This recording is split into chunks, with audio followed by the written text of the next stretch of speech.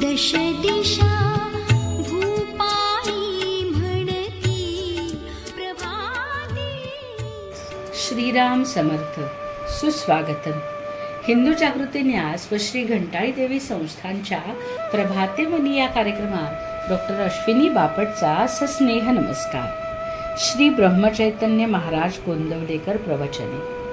3 September. साधनात पूर्ण भाव व तळमळ पाहिजे. आपापल्या स्वभावानुसार प्रत्येकाला कोणत्या ना कोणत्या तऱ्हेने भगवंताची ओळख करून घेता येईल.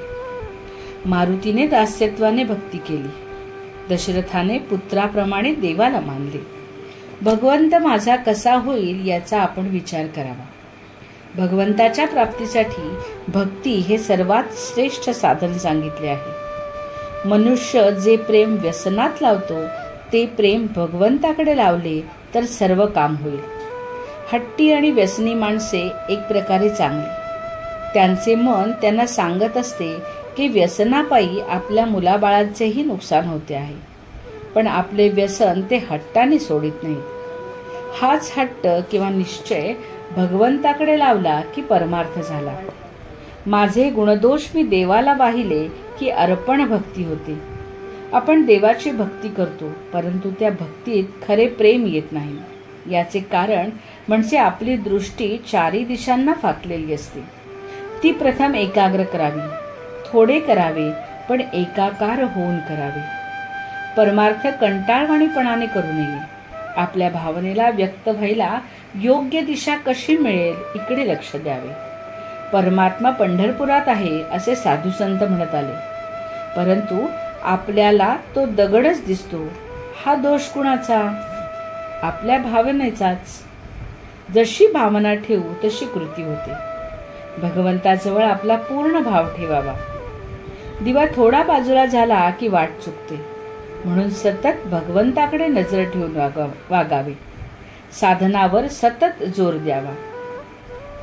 काला सुरा वाचून प्रेम होत नाही किंवा व्यक्त होत नाही असे थोडेच आहे.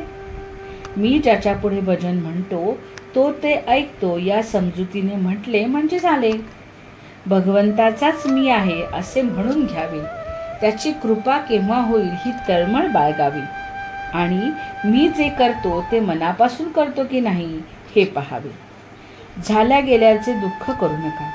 उद्याची काळजी करू नका आणि आजचे अनुसंधानही चुकवू नका. भगवंत साक्षात पुढे उभा आहे असे समजून नामस्मरण करावे.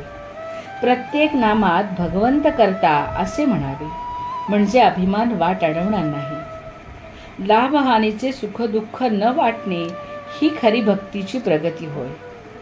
देहाच्या कर्तव्याच्या मर्यादा सांभाळून विषयातील वृत्ती भगवंताकडे लावणे हेच खरे सीमोल्लंघन होय.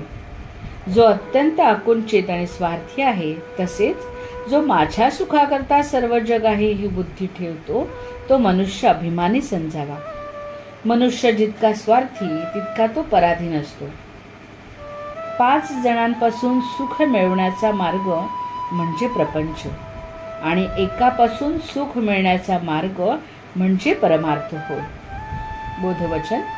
भगवंत आहे या भावनेपासून साधकाने सुरुवात करावी आणि भगवंत आहेच या भावनेमध्ये समाप्ती करावी. आजचा हिंदू कर्तव्य दिनविशेष. 3 सप्टेंबर. मंगळागौरी पूजन. दर्शमास इष्टी. वेदकाळापासून चालत आलेला महत्वाचा श्रौत याग. अग्निहोत्र व्रत स्वीकारलेल्या दंपतीने करायचे व्रत. विवाहातील अग्नीची स्थापना घरात करून रोज सूर्योदय व सूर्यास्ताला आहुती दिली जाते. त्यासाठी अग्नी कायम जागृत ठेवला जातो. या व्रताला औपासना गृह्य यज्ञ म्हणतात.